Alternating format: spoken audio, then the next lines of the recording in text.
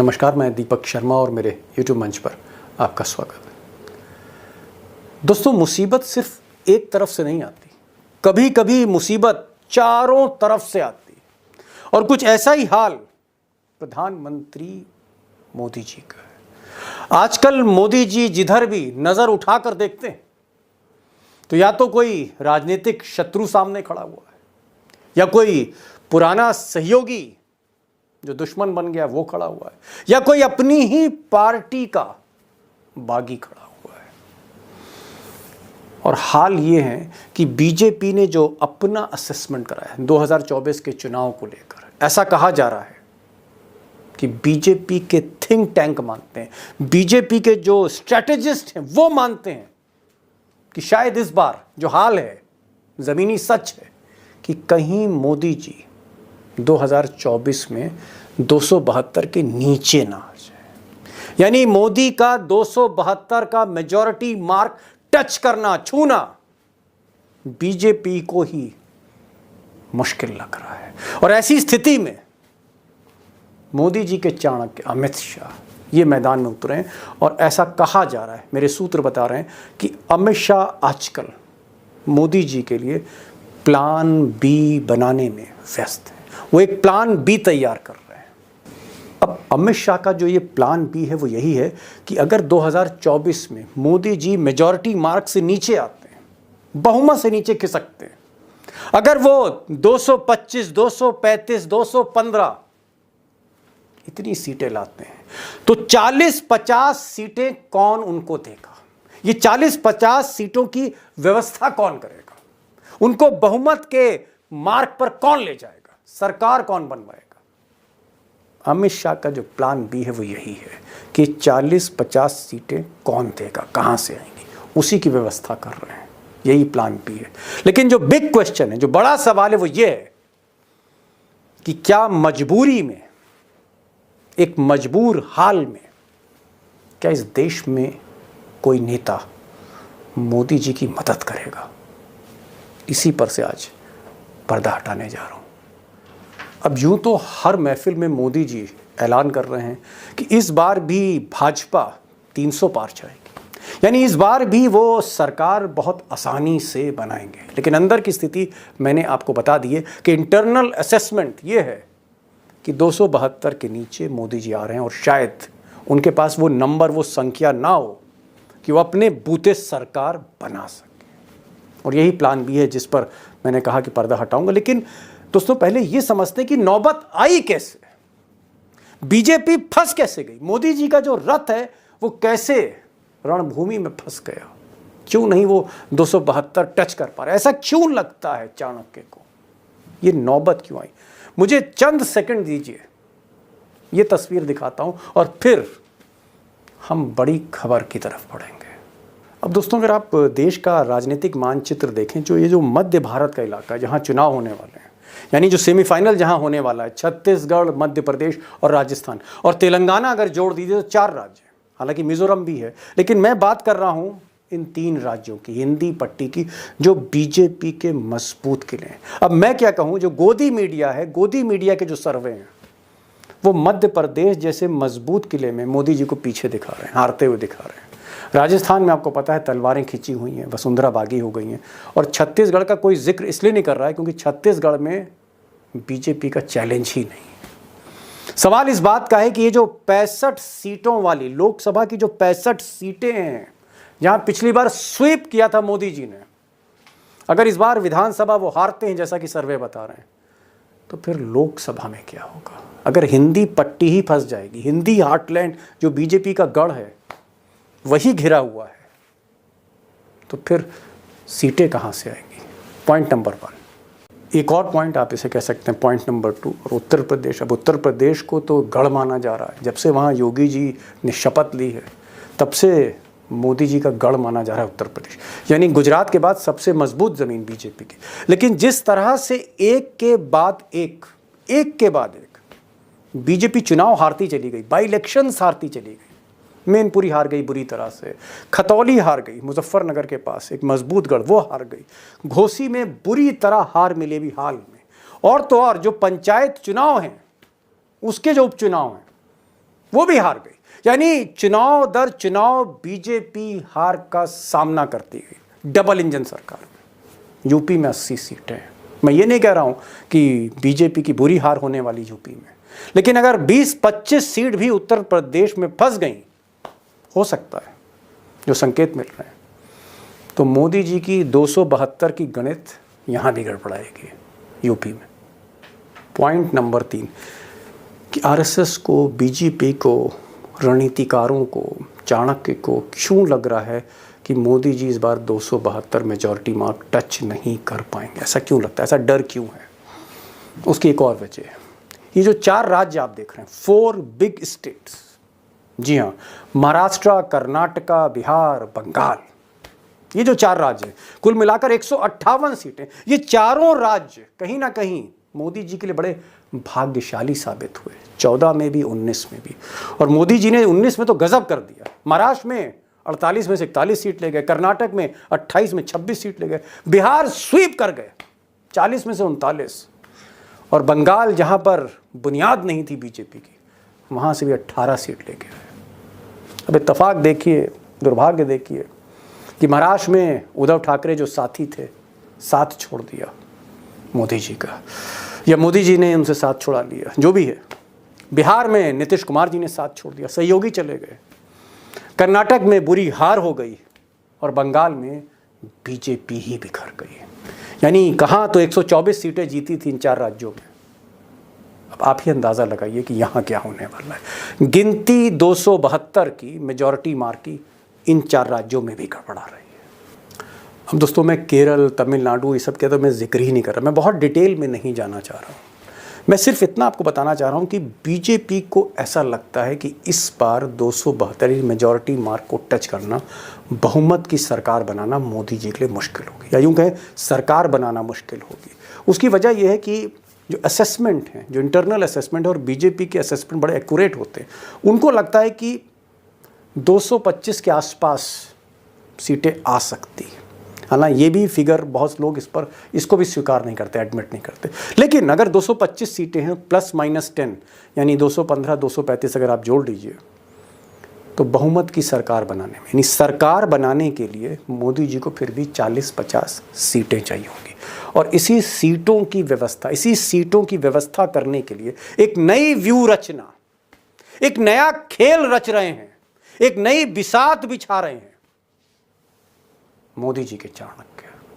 अब दोस्तों, ये जो 40-50 सीटें हैं, इनकी व्यवस्था करना वाकई बहुत कठिन चुनौती है, क्योंकि जो देश है पॉलिटिकली, राजनीतिक तौर पे ये देश 2 धड़ों में बढ़ चुका है।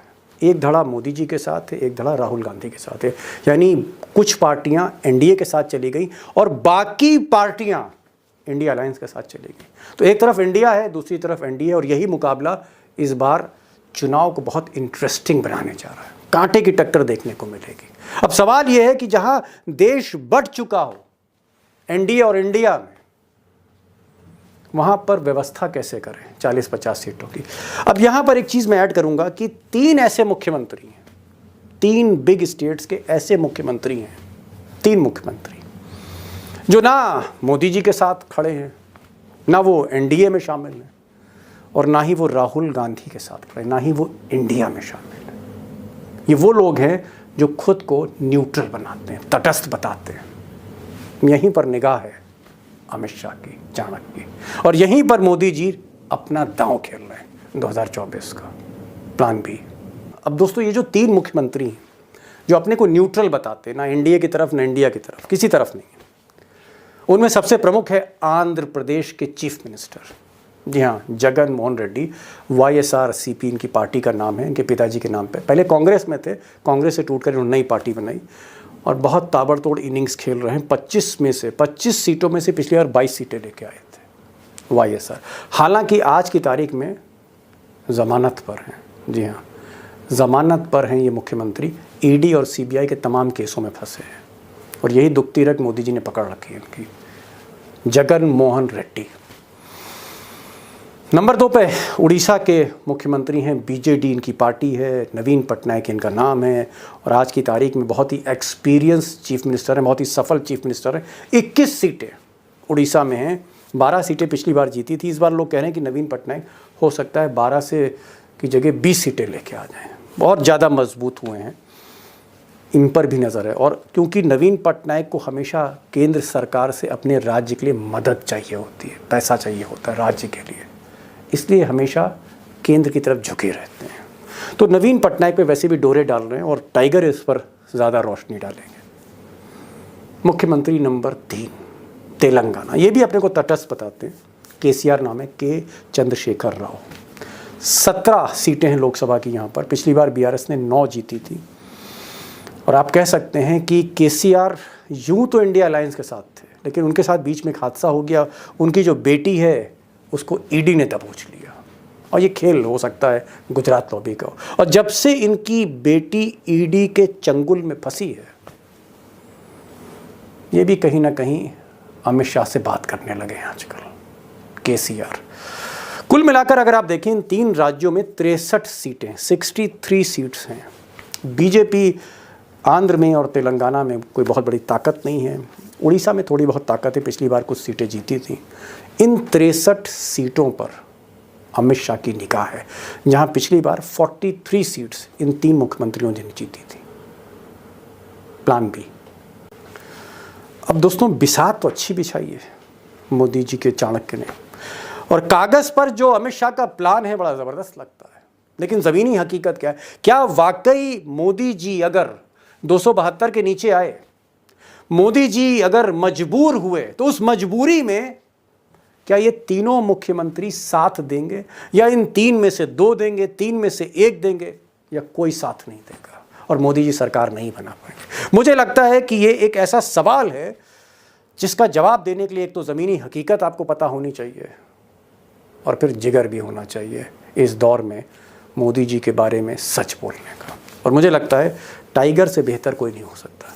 सीधे टाइगर के पास चलते हैं, जानते हैं कि जो प्लान बी है अमित शाह का, ये कामयाब होगा या कामयाब नहीं होगा, यस या नो। और मुझे लगता है आपको सीधा जवाब आज टाइगर देंगे। तो चलते हैं टाइगर के पास। टाइगर, यहाँ पर आज तो मैं आपसे मन की बात करना चाहता हूँ, और मन की बात ये करना चाहता हूँ कि मैं देख रहा हूँ कुछ समय से मोदी जी इतना मेहरबान है नवीन पटनायक पे, इतना मेहरबान है, इतना तो वो बाइडेन के आगे नहीं झुकते जितना आजकल नवीन पटनायक के आगे झुके हुए हैं। सब कुछ नवीन पटनायक जो कह दें, मोदी जी हाजिर होकर तैयार है। ये जो मेहरबानी है, इतना जो झुके हुए हैं नवीन पटनायक पे, इसके पीछे वजह क्या है? देखिए, इतनी मेहरबानी क्यों? दो तीन वजह है। नवीन पटनायक के वहां जो रास्ता दरवाजा खोला गया है, वो जो उड़ीसा में जो उड़ीसा कैडर के वीआरएस वाले आईएएस ऑफिसर थे, जिनके ऊपर कुछ भ्रष्टाचार के आरोप लगे, वीआरएस लिया। अश्नवी वैष्णव की आप बात कर रहे हैं, जिनको रेल मंत्री जी, मैं आ ही रहा हूँ, ठीक है। उनके और वहां जो पांड्यान है, जो सरकार चलाते हैं, प्रिंसिपल सेक्रेटरी है to the chief minister, IAS अधिकारी, उनके दोनों बहुत अच्छे संबंध है। उनके थ्रू बहुत सारे डील होते हैं। लेकिन नवीन पटनायक इस बात से बहुत कॉशियस है कि ये जो मोदी जी की दोस्ती है, ये दूर से ही अच्छी है। मैं टाइगर ये पूछ रहा था, दोस्तों को ये बताना चाह रहा था कि ये सवाल मैंने दोस्तों की तरफ से किया कि मोदी जी जो इतना झुके हुए हैं, इतना जो मेहरबान है, इतना जो पोलाइट हो गए हैं, वो चाहते क्या है नवीन पटनायक से, ये बताइए। नवीन पटनायक से समर्थन चाहते हैं। उन्हें पता है कि आगे आने वाले विधानसभा में नवीन पटनायक 20 सीटें लेके आएंगे। लोकसभा में 20 सीटें, वो इस बार लोकसभा में बिल्कुल कॉम्प्रोमाइज नहीं करेंगे। उन्हें मालूम है उनकी ताकत लोकसभा की ही है। यानी आप ये कहना चाह रहे हैं कि नवीन बाबू से 20 सीटें लेने के लिए मोदी जो है उनको दंडवत प्रणाम कर रहे हैं, उनके आगे झुके हुए हैं, आप ये कहना चाह रहे हैं? मोदी जी आजकल फॉरवर्ड ट्रेडिंग बहुत कर रहे हैं। मोदी जी ने महिला रिजर्वेशन का फॉरवर्ड ट्रेडिंग कर दिया, पता नहीं 10-15 साल बाद कब लागू होगा। अब मोदी जी अपने सारे दोस्ती के फॉरवर्ड ट्रेडिंग कर रहे हैं, सब्जेक्ट टू बीजेडी के साथ, कि अभी आपको जो चाहिए वो कर दो, इसकी डिलीवरी जो है वो 2024 में दे देना, जब मुझे जरूरत पड़े तो 20 का समर्थन दे देना। एक सवाल टाइगर और बताइए, आंध्र प्रदेश, और मैं चाहूंगा बहुत सिंप्लीफाई करके हमें जवाब मिलेगा, क्योंकि हमारे उत्तर भारत के जो दोस्त हैं वो भी जो कम समझते हैं साउथ की पॉलिटिक्स। वाईएसआर जगन मोहन रेड्डी जो मुख्यमंत्री हैं इस वक्त आंध्र प्रदेश के। और जहां तक मेरी जानकारी है, ये देश के एकमात्र मुख्यमंत्री हैं जो जमानत पर चल रहे हैं। इनकी सीबीआई में फाइल खुली हुई है, इनकी ईडी में फाइल खुली है। लोग ऐसा कहते हैं कि इनकी फाइल अमित शाह के टेबल पे रखी हुई है। और वाईएसआर को बहुत बुरा भला कह रहे थे अभी 6 महीने पहले तक बीजेपी, लेकिन अब मैं देख रहा हूं कि वाईएसआर को लेकर भी मोदी झुके हुए हैं। वाईएसआर जो मांगते हैं, जगन मोहन रेड्डी जो फरमाइश करते हैं, मतलब कोई प्रेमी प्रेमिका के इतने वायदे नहीं निभाता होगा जो आज की तारीख में मोदी जी जगन मोहन रेड्डी के हर वायदे को पूरा कर रहे हैं। तो जगन मोहन रेड्डी से क्या चाहिए मोदी जी को, और ऐसी इस पर मेहरबानी क्यों? आंध्र प्रदेश में 25 सीट्स है लोकसभा, 25 में से 22 जगन मोहन के पास है, जगन रेड्डी के पास है, 3 टीडीपी के पास है। अब सवाल यह है कि जगन मोहन रेड्डी ये मजबूरी में फंसे हुए अकेले चीफ मिनिस्टर है जो गन पॉइंट पे चल रहे बेचारे। नजर हटी, दुर्घटना घटी, उन्होंने केंद्र को जरा भी सहायता देने से मना कर दिया तो आप मान जाइए केंद्र उनको लटका देगा। तो वो गन पॉइंट पे चल रहे हैं केंद्र के साथ। जिस दिन मैं जगन को जानता हूं अच्छी तरह से, वाईएसआर का बेटा है, वाईएसआर को हम बहुत अच्छी तरह से जानते थे, जगन से भी, जगन को भी जानते हैं।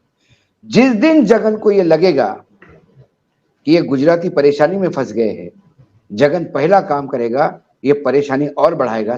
जिस सांप को आपने काटा है उस सांप को आप फिर से दूध पिला रहे हैं, जिंदा रख रहे हैं। क्योंकि जैसे ही मोदी जी सत्ता में वापस आ जाएंगे, कोई बड़ी बात नहीं है कि इस 22 के 22 संसद तोड़ लेंगे, तोड़ सकते, अपने बीजेपी में मर्ज कर देंगे। फिर जगन मोहन रेड्डी क्या करेंगे? एक देखिए, आदमी का पिछला बैकग्राउंड देख के ही आगे के सौदे होते हैं। जी नहीं, मैं आ रहा हूं। मैं एक और चीज, मैं केसीआर को देख रहा हूं। अभी मैं देख रहा था कि 3-4 महीने पहले केसीआर की जो बेटी है कविता, और जिनको बहुत प्यार करते हैं केसीआर अपनी बेटी को नोटिस थमा दिया ईडी ने। उसके बाद केसीआर एकदम खामोश हो गए। अब उस बेटी को फिर से जो है एक क्लीन चिट देने की तैयारी हो रही है। मैं ये भी देख रहा हूं कि मोदी जी हैदराबाद अब जाना थोड़ा थोड़ा कम कर रहे हैं, अमित शाह थोड़ा जाना कम कर रहे हैं। लोग ऐसे कह रहे हैं कि साहब कहीं ना कहीं एक टैसिट अंडरस्टैंडिंग है बीजेपी और केसीआर में, क्योंकि बीजेपी ने मान लिया है कि भैया यहां तो हमें अब तीसरी पोजीशन मिलेगी, क्योंकि कांग्रेस की फाइट है इस वक्त बीआरएस के साथ। तो केसीआर को लेकर भी मोदी जी थोड़ा सा बाहें खोल रहे हैं, थोड़ा दरवाजा खोल रहे हैं, लाल कालीन बिछाई जा रही है, धूप बत्ती जलाई जा रही है। केसीआर की भी आरती उतारने की तैयारी है। बिल्कुल, केसीआर के साथ एक और रास्ता खुला हुआ है।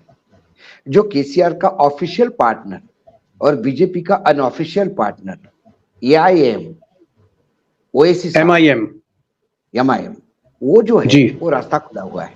एमआईएम तो ऑफिशियल पार्टनर है, ओएसी तो ऑफिशियल पार्टनर है तेलंगाना में, he is partner in the power, और यहाँ पे अनऑफिशियल पार्टनर है, तो उसके थ्रू भी रास्ता खुला है। लेकिन मैं भी केसीआर को जानता हूं, 36 घंटे का मेरा सानिध्य रहा है लगातार उनको पूरा राजनीति, देश की राजनीति और ये सब समझने के चक्कर में।